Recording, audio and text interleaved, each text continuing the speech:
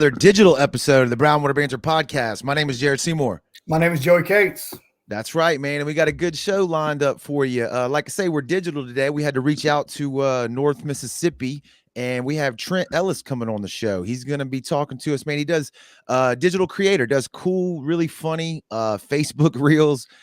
He popped into the algorithm somehow and started watching the stuff and was laughing like crazy. And realized through some of the stuff that he was saying that he's from Mississippi. So I told Joey, yeah, I'm like, we got to get this guy on the show, man. And Joey, I think, fired off the email, and we worked out some dates, and then here we are. So we're going to be talking about his content and stuff like that. But before we jump into it, like we always do, we got to thank the people that keep the lights on for us at the Brownwater Studio. Right out of the gate here, you already know where we're going with it.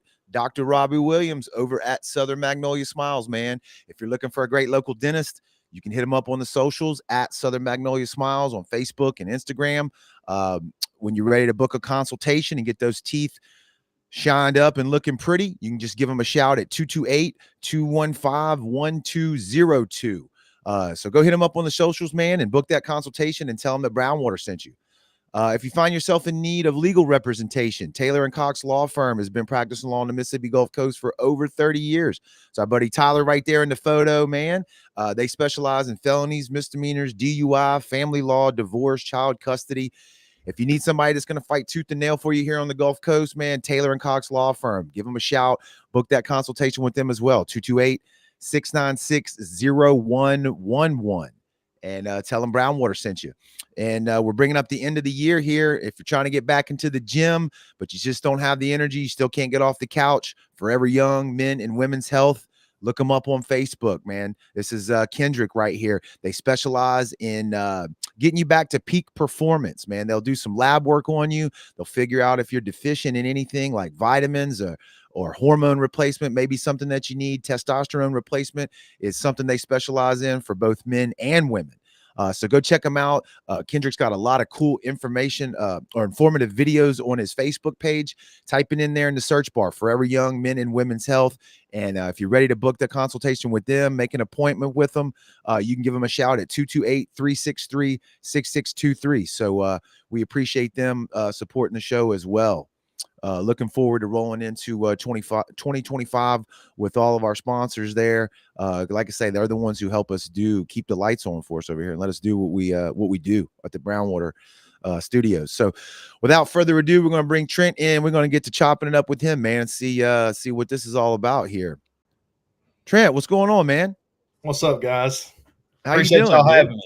Yeah, man, it's our pleasure to have you on the show. I was telling on the intro there, I don't know if you could hear it or not, but you got sucked into my Facebook algorithm somehow. I don't know how those things work, but all I know is I'm scrolling through my phone, and I think the first video that I saw that you did that I saw was the one where you're pretending to be the son talking to the mom, and then the dad comes in the door and tells him that he's old enough to catch you. I forgot how you said it, but it was pretty much catch these hands. And dude, I got a 15-year-old at home, and that is exactly my life right now. And when I saw that, I went and grabbed my wife. I was like, come look at this. She watched it and started laughing. And then just by going through more and more of your videos, you made a comment or something about Mississippi. And I'm like, well, nobody talks about Mississippi if they ain't from Mississippi. So I was like, he must be from here. Yep. And I looked you up. I'm like, hell yeah. So shot Joey a message like, we got to get him on. And then I think you and him's been in communication, and we finally landed it today. But dude, big, huge fan over here. So thanks for jumping on with us. But where do we start, man? How does one go from normal Mississippi guy to what all the content you've put out?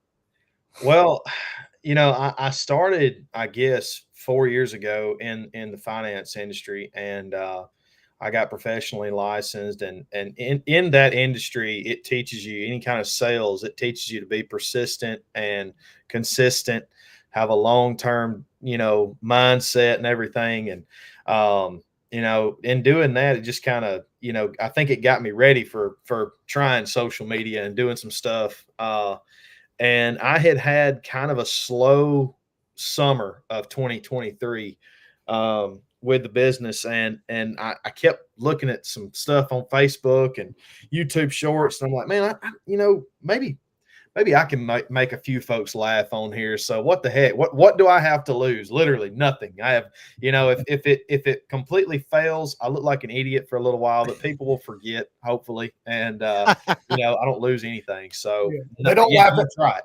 They won't laugh at you long, right? Just laugh at you for a couple minutes and then move on. Exactly. So I finally worked up the courage one day, and I downloaded TikTok, and I told my wife, I said, look, I'm going to start making some goofy, like comedy skit stuff related to the South and the outdoors. I said, I really want to do that. I feel like people around here have a ton of hunting stories and a ton of like just Southern humor that they could relate to. And I said, I'm just going to try it. I said, I'm going to do it for a week. I'm going to release 2 videos a day for a week. And if I don't hate it, I'm just going to keep going and see what happens. And within that first week, I didn't blow up, but I had people from the community reach out to me and talk to me and be like, man, that phone call video you made, dude, that is me and my buddy. That's it. And that just, I guess that response, that initial positive response from family and friends, it was just like, man, yeah, this is cool. So let's just keep going. And yeah, so we just kept going and things started happening. More people started watching. I don't know why sometimes, but I tell everybody that comes up to me is like, man, I watch your videos. I'm like, hopefully not too much, because it'll probably rot your brain worse than cigarettes. So, just take breaks, everything. But yeah, it's been going good. And yeah, I mean, I just basically took a chance and just stayed consistent with it, and trying to do the same now. We ain't made it yet, so well still going up, right, bro. That's a good thing. How long have you been doing it? What you said, summer of 23? Is that when that started?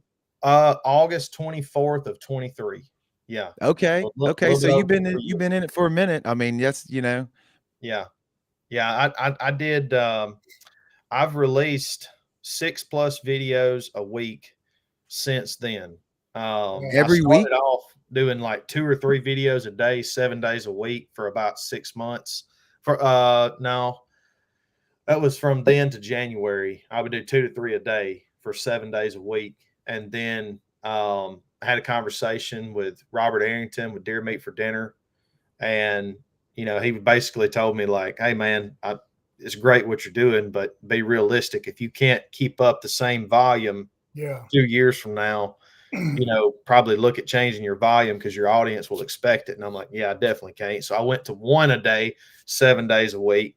And then here in the last, I'd say 3 months, I've done 6 a week. So Monday through Saturday, give Sunday to the good Lord, and let it be whatever it is. I don't plan on lightening the load any from that though. But yeah, so I'm just trying to stay consistent, stay throwing, decent content out there, and letting the good Lord do what he wants to with it, That's a very that was a big bite to take right out of the gate. That's a schedule there. Yeah. Well, I mean, it's and it's not 2 or 3 YouTube videos of like 10+ minute long, videos. I mean, we're talking when I first started and I wasn't monetized on anything. I was doing 20, 30-second videos, and people don't understand. I've got so much crazy crap going on up in my head. All my family's crazy. All right. We're all, we think we're smart, but we're far out there. So I've just got stories and stories and stories and material for years built up in here. And so coming out with a 20, 30-second video ain't that hard, I mean, so I was able to do that, and just, I would take off about an hour of my day and just make sure that I can pump those out, and I would edit everything in TikTok, and then I just post it on every platform. And then now I'm about 3 or 4 months ago, I got to the point where I was like, if I'm going to do this long term, I need to schedule like Mondays, content days. That's when Mondays, and if I have any kind of carryover, Tuesday morning is finishing up, but I try to film every one of my shorts on Monday. And that way I can, I've got the rest of the week to do, mess with my client book of business, with investments, and then, be with my family, hunt, all that kind of stuff. So, and that's been working out. That's been working out a lot better because, it seemed like for 6 to 8 months, I was just every day I'd wake up and I'd be like, all right, what am I doing today? And just kind of winging it, which was working, but it was like, man, I gotta, this is getting kind of stressful. I need to do something a little more organized here. So when I organized it, made it a lot better, a lot less stressful. So yeah, that's where we are now. Yeah. Well, I was going to ask you where you pull your inspiration from all your stories, but if you grow up in Mississippi and you hunt and fish like we do, you got enough content to last probably 3 or 4 or 5 years, easy. Yeah. I mean, dude, I was telling my wife last night, we were driving to my mama and papa's, and I said, right there, I said, that's where I took the picture, my first picture with a dead deer ever, right there. I said, that's where we used to hang all of our deer. And the guy's name is Ripoff. His name, and I'm sure you don't mind me name dropping him, Robert Smith up here in Manatee. Everybody, I didn't know I thought his legal name up until I was 20 something years old was Ripoff. Okay. And it's not because of what you think, like he's a ripoff or whatever. Like, no, it's just, that's what people called him. And that's what that's what still to this day, if people that listen to this, if they know folks from up around my area, if they hear Ripoff Smith, more than likely, oh yeah, I know Ripoff, man. Yeah, good dude. But yeah, that's like Ripoff's right in front of his little, his building right there.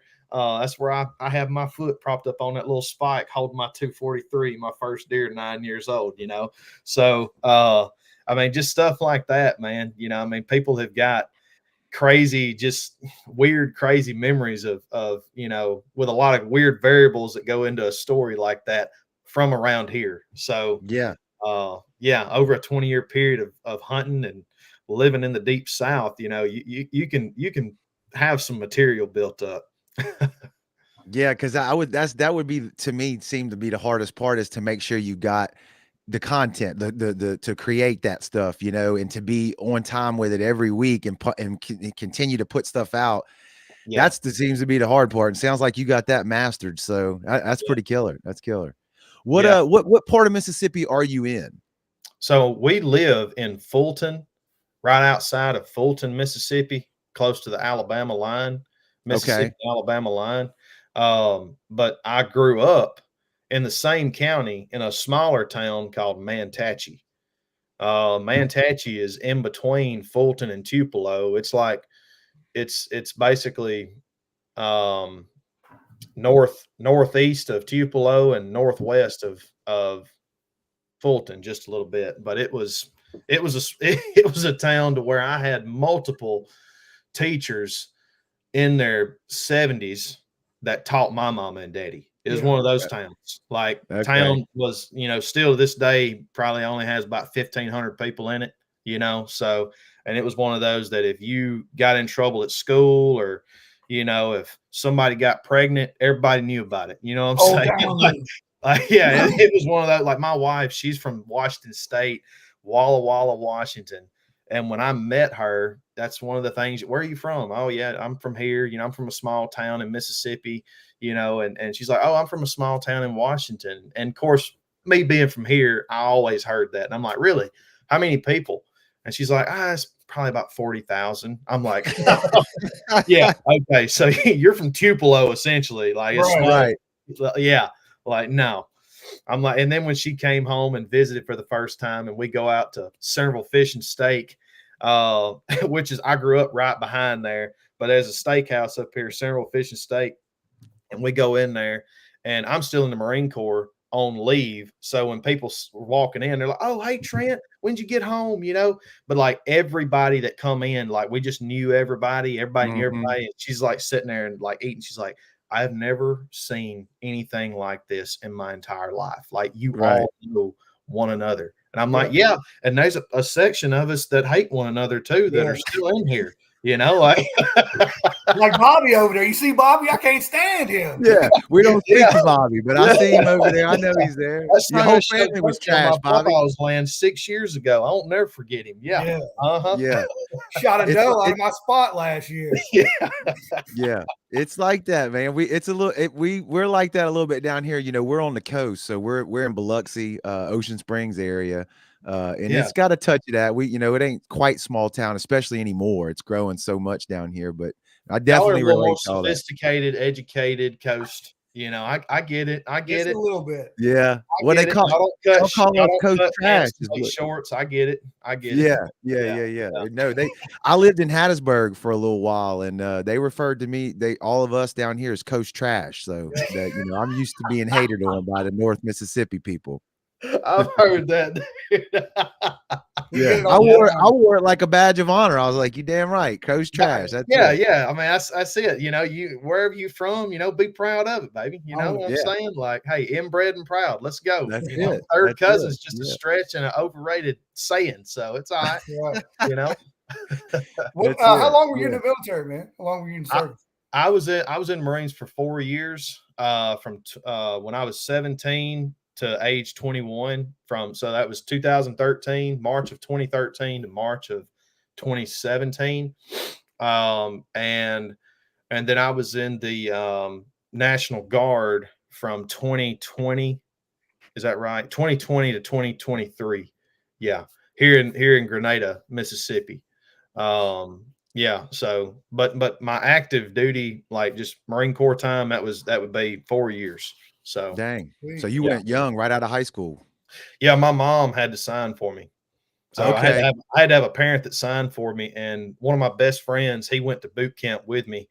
And Matt always loves to tell this story anytime the boot camp stuff and my age comes up. In the Marine Corps, I think they still do it, but in boot camp, the culminating event of boot camp is called the Crucible. And it's a 54-hour crucible, to where once you finish, you officially in that moment become a Marine. That's where we have the EGA, the Eagle, Globe, and Anchor ceremony. Well, anyway, to start the crucible off, we started the crucible May 23rd, which is my birthday, at 1 o'clock in the morning or 2 o'clock in the morning. So in the Marine Corps, when they get you out of bed, they don't come up beside you and say, "All right, y'all, wake up. Come on now. Let's go. Come on, boys." Get they out. Come out. Yeah, they come out screaming, lights, lights, lights, and everything. And you're jumped up. And it's like at that point in boot camp, you've been there for nearly 3 months. So you're just hardwired. Like as soon as your eyes open, you're running up online, you're getting stiff, and you're sitting there waiting. Well, 1, 2 o'clock in the morning comes and they wake us up and we get online and I'm standing there with my rifle and I'm like, all right, here we go. It's the Crucible. It's what we all hear about. Let's do it. All of a sudden, my buddy Matt is making a beeline across the squad bay, coming right to me. This is before the drill instructors were like right there on us. And he like comes running up to me. He's like, hey, birthday, buddy. And he runs right back. And I'm like, holy crap, this is my birthday. Yeah. So I turned 18 in boot camp. I turned 19 on my first deployment. I turned 20 at the end of my second deployment, and I turned 21 on my third. And then I was home. So yeah, I had my all growing up years, I guess you would say, or those, end of the adolescent or beginning of the adolescent, whatever you want to say, was right there in the Marine Corps. So did you always know you wanted to do the military? Was that no, I always knew I didn't want to go to college. Okay. That's what I knew. I knew I didn't want to go to college unless I was playing football. And I was one of those kids that was like, I'm 5'10" or 5'11", 190 pounds, and I run a 4.9. I'm going places. And so I was shocked that I didn't get an offer, from ICC or, Northeast or, Alabama, whatever. And I was like, man, screw this. Like, what? I don't want to go. Like, just, I don't know what I want to do. And then I was like seeing commercials and stuff, and I was like, man, I want to go do that. I want to be a Marine, or whatever. And I talked to a recruiter, And I talked to, he's like, yeah, we can get you in and, you know, we can be going to boot camp in March. And I'm like, appreciate you, Josh. Um, and he, I talked to my counselor at the school and I said, hey, I've heard a rumor that I can, if you got all your credits, you can graduate early.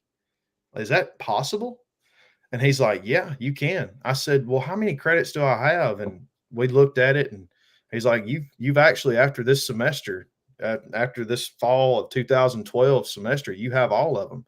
I said, wait, so do I have to come back next semester to graduate? And he's like, well, no, but don't you want to walk? I was like, no, I'm joining Marine Corps. Yeah. So all I did from January to March was, you know, basically deer and duck hunt at the end of all of January and part of February, and just, you know, fiddle farted around pretty much and waited on boot camp. So yeah, that was pretty much it. And then come home and, you know, started the life and got married. Yeah. Went to college, ended up going to college anyway. Yeah, busted you playing, huh? Oh yeah. Started off in forestry, and my wife finished in forestry, and I quit that, and after 3 years, and I got one of the most like prestigious degrees and hardest that you can have. And it's industrial, not industrial. No, it's interdisciplinary studies.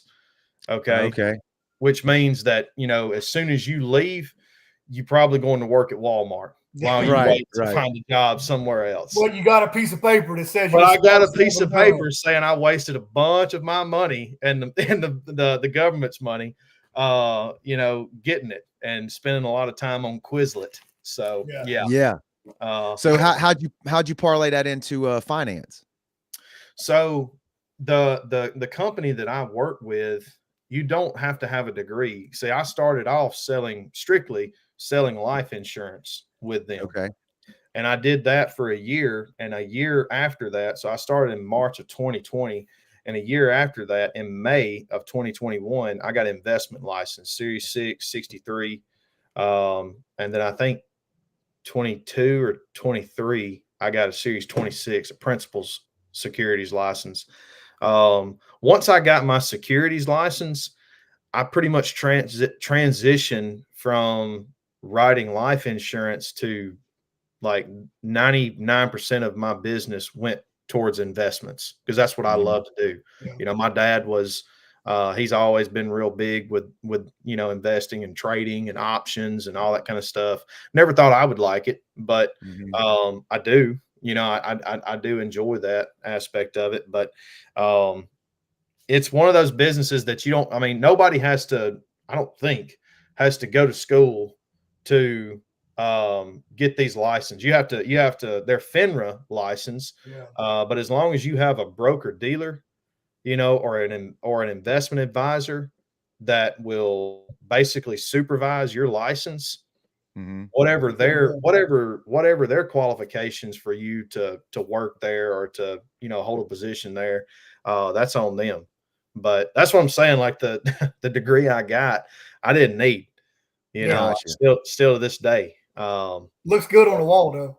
I don't have it on. I don't even know where it's at.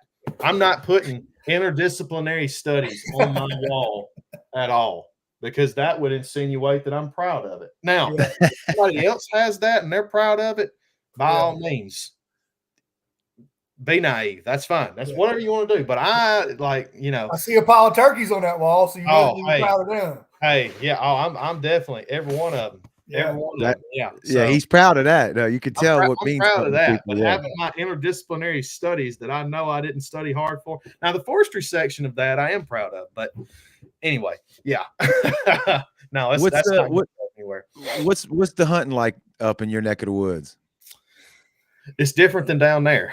A lot bigger deer up here. We're still not the Delta, nowhere near. Right.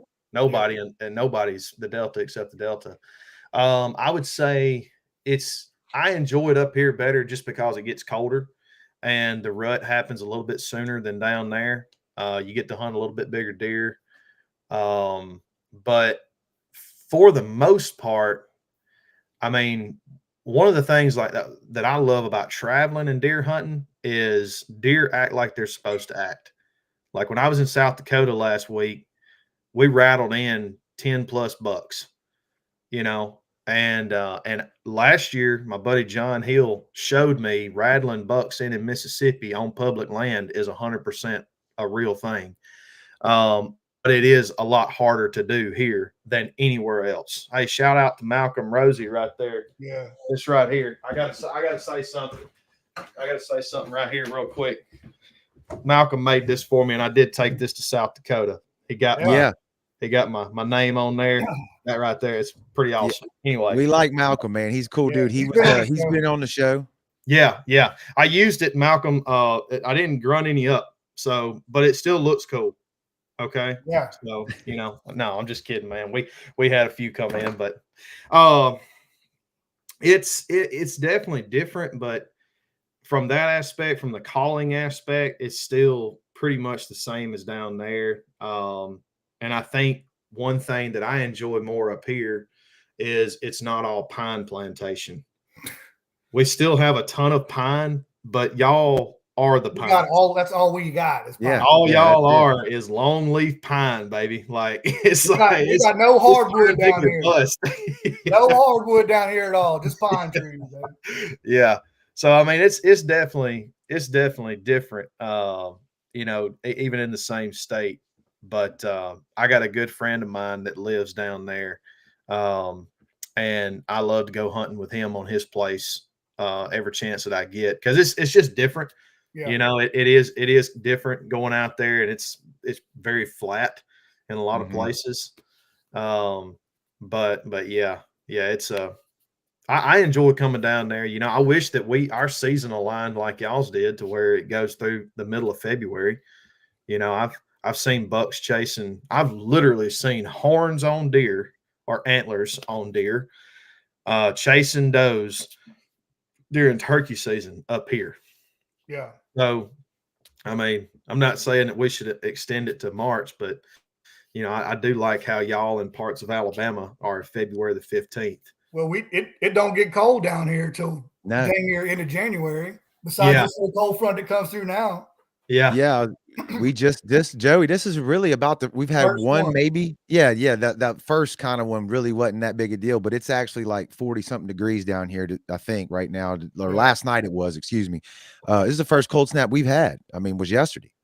And that's cold for y'all, right? Oh, freezing. Yeah. I had to put daggone Christmas lights up, and I was in my dang coveralls and everything else. It's not scientifically freezing, but to us, that's freezing. You know what I mean? Yeah. Hey, I get it, man. And hey, look, I don't care what anybody says. There is nothing that beats a wet cold. Okay. Oh, now, negative temperatures, they're negative temperatures. I get that. But look, I've been down on the coast when it was in the 40s and that wind's blowing, and you're just sitting there like, dude, this is different. Like, this doesn't feel like 45 degrees right now. It'll cut you in half. It's like what it's today, man. That wind's brutal today. Yeah. There ain't no doubt about that. You ever do any fishing down here or up there? So basically all the fishing that I do is going to be with a buddy of mine. When he goes and sets out jugs or sets out lines. I fished one time off the coast out of Alabama with my buddy Ben Wilcox. He does guide fishing down there. I guess that's what you call it. Charter. I went to college with him. Jam up fisherman as well. And I enjoyed that. We caught some bonita. Is that right? Mm-hmm. Caught some bonita, and I can't remember everything else that we caught, but that was the only time I've ever fished in the ocean, period. Yeah. Bank, boat, whatever, period. And we were in the boat. We were out, I think maybe 5 or 6 miles, wasn't too far. I really enjoyed that. However, I love getting in a freaking 14 by 48 John boat and with a 2-stroke motor on the back and just hauling butt down the old river and just jumping, hitting stomps and tearing your prop up and setting out lines and catching catfish. Like that right there, that to me, or bow fishing, bow fishing, honestly, that right there is my poof.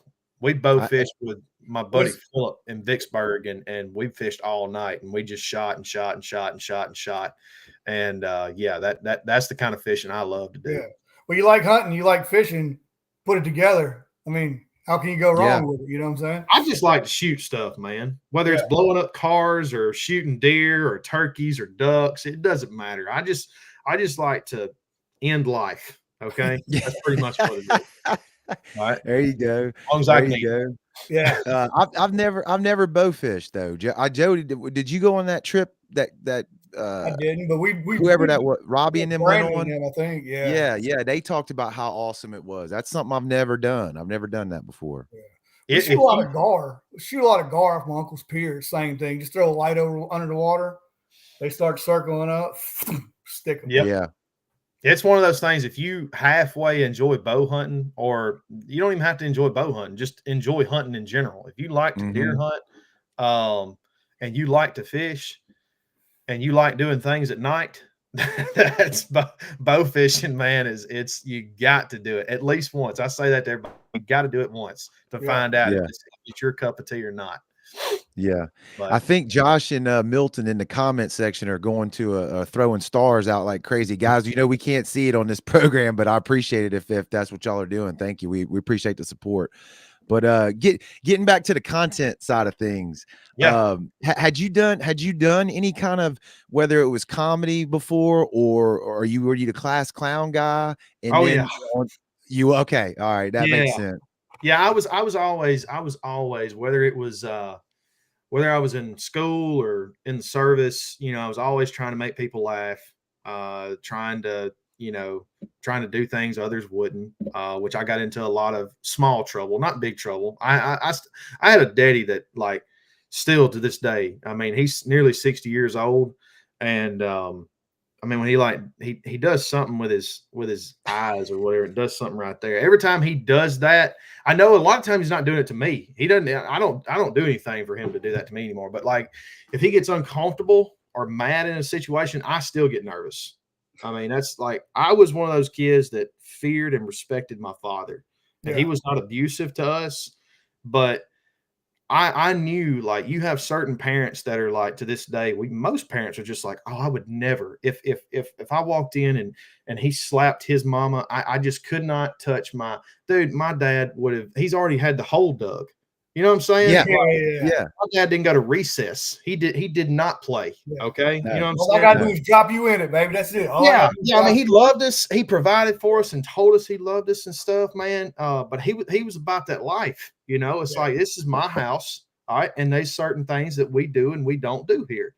So I knew that even in school, there was just like, you know, certain lines wouldn't cross and stuff like that. But I was always the class clown. And as far as doing this stuff before, I tried to get into YouTube long form hunting like 5 or 6 years ago. I bought a Sony Handycam, and my YouTube channel still has those videos up. Yeah. But we took my cousin youth duck hunting, which he was 14, killed 6 ducks with 7 shots. Still to this day, best thing I've ever seen. And I think I had a couple of other videos, just maybe 2 or 3 throughout like a 3-year time span. One of them was an Oregon turkey hunt. And, but I just let that fall. I mean, like I said, I uploaded maybe 3 videos in 2 years on there. But, other than that, I had no experience videoing, no like experience editing or, you know, anything like that. So it was just kind of fresh. Learned it all on the fly, huh? Yeah, pretty much. That was it. What I caught you through I think Facebook specifically is where I caught you on their, you know, their reels or however the shorts that they got. But what all platforms are you on? You mentioned TikTok. Is that where you're biggest or where you started or where you most active? Like what? No, that's where I started. But I think after the first week, it was within the first week I started posting on everything. Yeah. Mm-hmm. Just because I was like, there's got to be people that are on one platform that ain't on the others. So Right. it's one of those things. What can you lose if it gets 200 views over here? Whatever. Maybe Wow. one day, Yeah, maybe well, one day, maybe one day it'll shoot off. Who knows? So yeah, I started doing that, and I actually got way bigger on Facebook than I did on TikTok, and it's kind of like catching back up on TikTok. I think right now I'm at like 310,000 on Facebook, and I'm like 290 on TikTok. Um, but yeah, I do everything but X, and I really do need to get on X because I like Elon Musk. He's a man. Yeah. Don't we all? Yeah. He's shooting rockets in the sky, baby. He's doing all kinds of stuff. And Well, he catch just 'em. tells it like it is. Yeah. He's not afraid. He stands for what I believe in. Yeah. You know, Same. just tell it like it is. Be truthful. Don't censor. I mean, dude, I can't tell you how many times. I'm sure y'all seen it too in your podcasting. You know, but I can't tell you how many times I've uploaded a video that was completely legal, and you know, you look on there and it's got 50 views in 2 hours, and you're Yeah. just like, dude, are you serious? Come on, man. Yeah. You know, so but I do need to start posting on X just to have another platform out there, and if it were to take off one day, great. But yeah, everything: Facebook, TikTok, YouTube, and Instagram, and then YouTube. I've started this past turkey season. I've started doing long form as well. So I'm going to try to. I've got a couple of deer videos on there this year. Hopefully to have one more of myself, and then you know I'm going to try every single year to put whatever's in season, that kind of stuff on there. But also, you know, you'll find stuff on my channel of, you know, like I said, me blowing up cars, shooting cars with tannerite, you know, just random outdoor stuff. And I want it to be more of a vlog for people that like the comedy stuff, but kind of want to know the real Trent, not the non-exaggerated version. You know, it's kind of that, to be like, you know, this is me. You know, this is 100% me. I'm not dressed up like my wife. You know, I'm not trying to act like, you know, Cecil's daddy-in-law down the street, you know, that got a DUI on a tractor. You know, I'm not, it's just me, you know. But and that's honestly, like, that was my passion with all of this, is basically to, you know, find a way to make a good living for my family and me be in the woods 5 days a week if I want to. Ain't that the dream for everybody? Yeah, no doubt. No doubt. But Malcolm just said we need to do a fishing trip, man. Whenever you can get down here. Yeah. Malcolm on the boat and we'll go catch a bunch of redfish or speckled trout or something. Hey, I'm down. Yeah. I'm down. Now, do you when you do these skits, are they just all up in the noggin here, or are you like planning it out and like writing down a script, or is this all off the cuff? Like, how do you do it? I get the premise. So, for instance, never write a script. The only time I write a script is if somebody else is in the video. Okay. And I'll write a script for them, or I'll just tell them on the spot, like, say this or say that. But like, I've got in my notes section right here, I don't know if y'all can see that. It's kind of, it's just nice, bright white. It's got a glare. Yeah. Anyway, I've got a bunch of ideas on here. So, like, one is redneck funeral songs, the hunting video consultant, extreme outdoorsman guest on podcast, just play the wind, we need some milkweed. I mean, all that kind of, like, I just basically put down ideas, and then when it's Monday or Tuesday or whenever I'm doing the video, then I go off that, and I'll get a couple of things in my mind and I'll start shooting. And then if I have a multiple character, I'll shoot another character over here. And then I'll just, like, stuff just it's constantly improvised. Yeah. You know, I feel like I work best when I've just got the time to just sit there and just think, like, you know, this is a good one-liner. all right, what's a good one-liner to react to that one, you know? And normally it'll take me about, if it's just the thing that takes the longest, if I'm doing 2 or 3 characters or more than that, and I have to change shirts or hats or something like that and Hair. resituate cameras. Yeah, hair. Yeah. And, but normally it takes me about 30 minutes to do a video, 30, 40 minutes to do a video. And that would be a minute long. So, yeah. If it, like I said, if it's doing a 3 character plus skit, you know, we're looking at 45 to an hour. Yeah. But yeah, well, it's work. It's work. Yeah, it's work. But I'm not gonna sit here and you know, I'm not gonna sit here and act like I'm the guy at Cooper Tire up there at Tupelo. Yeah. Like it ain't nothing like I'm dressed up as a woman saying some outlandish things, okay, or my daddy, you know what I mean. I'm still the Lord's blessed. He's blessed us. Okay, he's blessing us, and He has blessed us. So I'm very fortunate to be as crazy as I am, I guess. So yeah. You know, you've harnessed the power. Like it resonates because like when I watch your videos, I'm like, that's happened to me in some way, shape, or form. And you know, it's something like I said with my son and in the video you did about he back talking to his mama. I'm like, that's happened to me last week. You know, it's and like the dad that you did in that video reminds me of my dad. Yeah, because there wasn't no playing. You know what I mean? Like there was a belt in the closet specifically for discipline. And when that belt came out, you knew that was over with. You messed up. Oh, and my dad was always a man of few words in those specific situations. Like when my dad got serious, he never said a whole lot.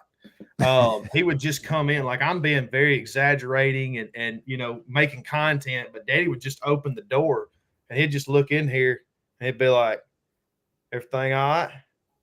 My mom is over there in the corner going, Neil, I've got this. Nick, leave. I have got this. And I'm sitting over there shivering in my boots like, is this the time? Is this the time that I'm fixing to like eat all my teeth, you know, like and pay for the dentist bill? Like, you know, but which we only had those, I think 2 of those because my dad was not one of those. Like I'm going to tell you 4 or 5 times, like, you know, you're gonna meet the pain train on one of them. So yeah, dude, he didn't get out his mouth right. Yeah, I remember, dude. I was just about to join the Marine Corps. I hadn't signed the papers yet, and I was like, Daddy, I'm 17. When I turn 18, I'll be legal to dip. You know, can I dip? And he's like, well, son, I reckon as long as you in this house, you could be 30. And you're going to go by the rules of this house. As long as you living here under my roof, there won't be no dipping, smoking, or drinking. So, but then, of course, when I was in the Marine Corps, I came home from my first deployment and I was smoking. My dad smoked for 20 years, 20, 30 years.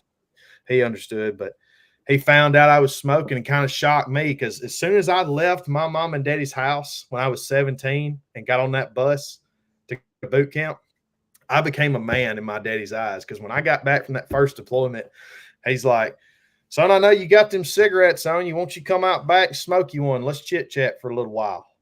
And I was just like, what? It's a trap. Yeah, is this the setup? Yeah. I'm like sitting out there chain smoking, talking to Daddy about everything, and he's just sitting over there.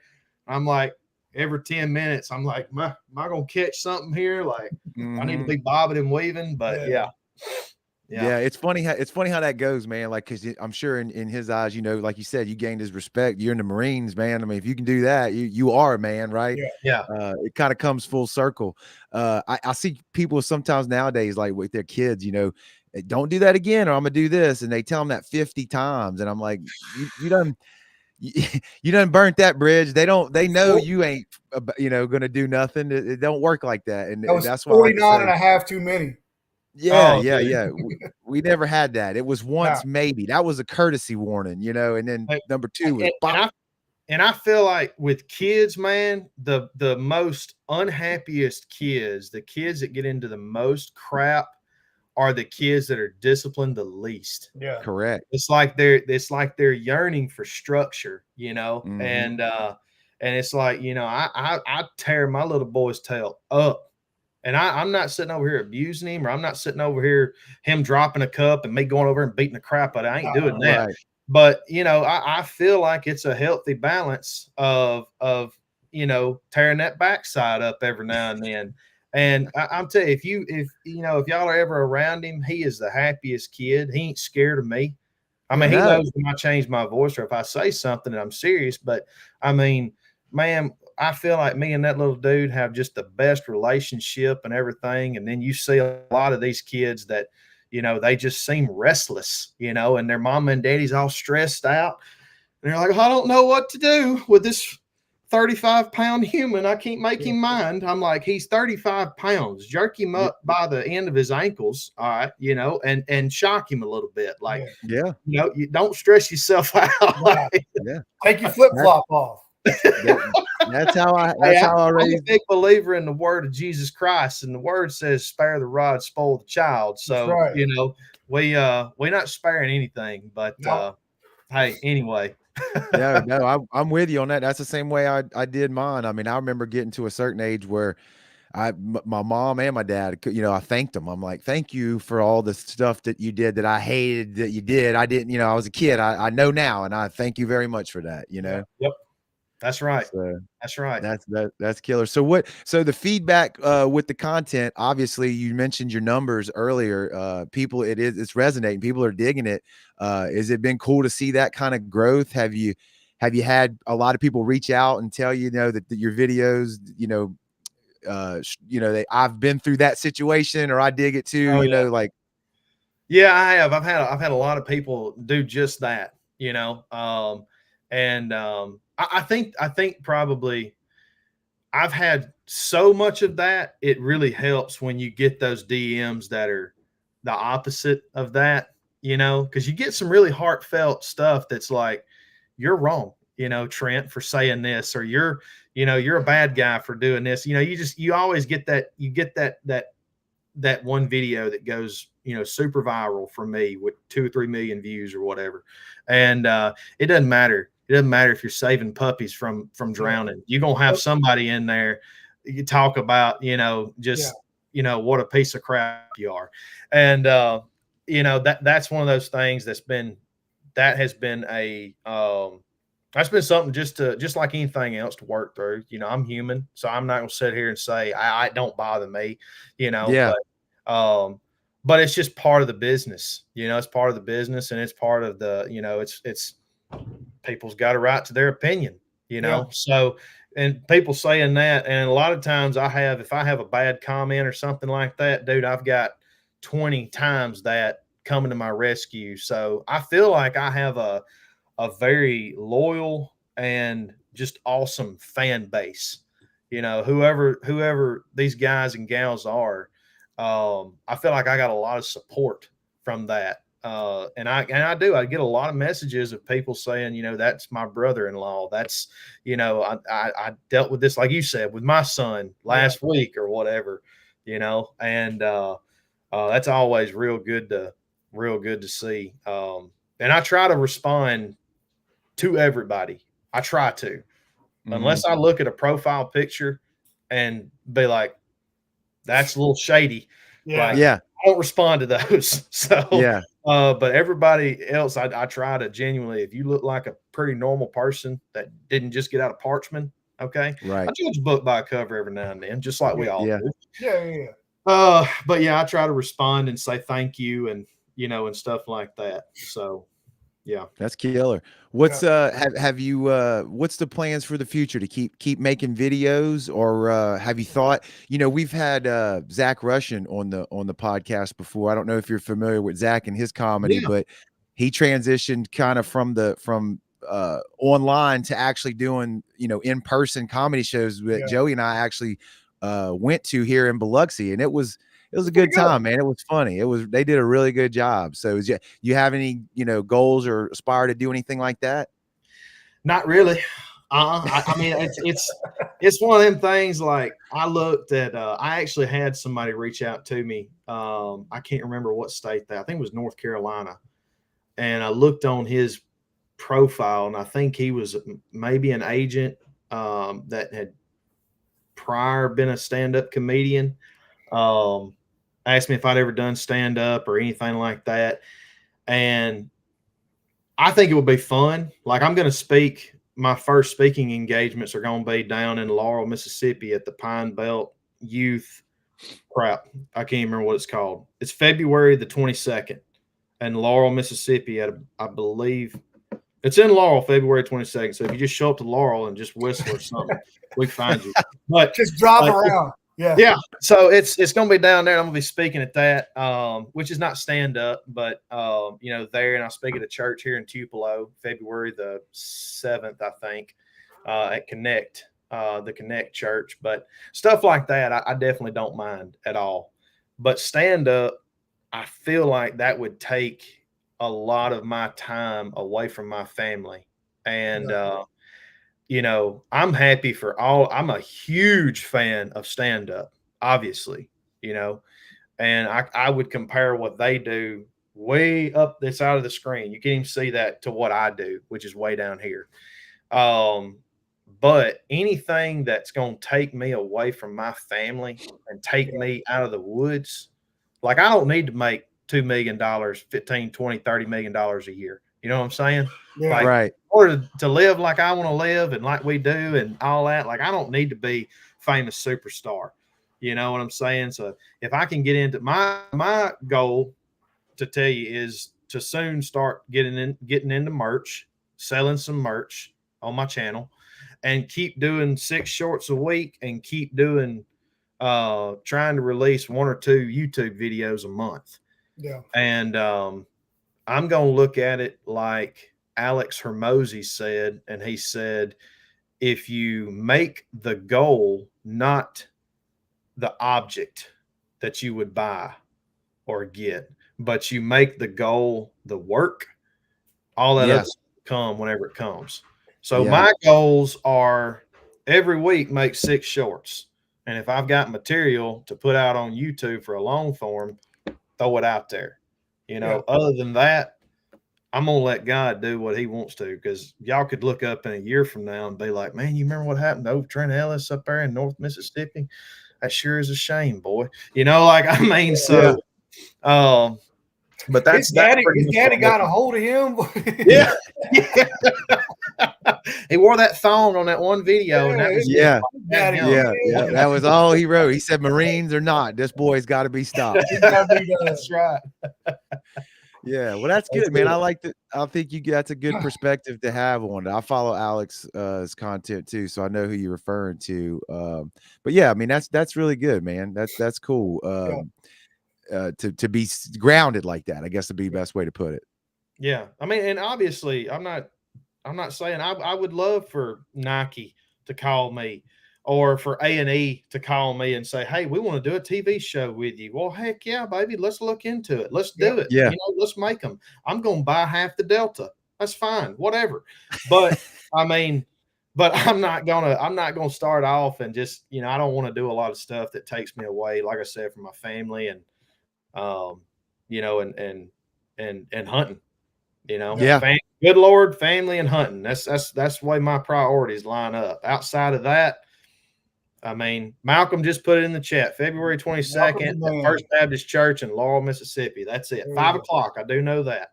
There you go. Malcolm came through in the clutch, helped us You're out. in Laurel, swing in to the First Baptist Church.